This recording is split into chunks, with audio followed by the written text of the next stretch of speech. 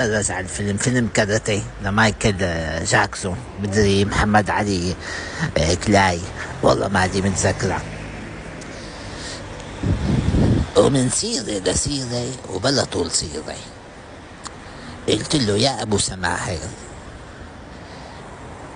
دجيته ياها دج. يعني قلت له سمعت عم يقولوا إنك أنت طلعت أخي بالرضاعة، هيك سمعت عم يقولوا يعني بالحارة. قال لي مين كان عم يحكي؟ قلت له والله الجيران والمعارف.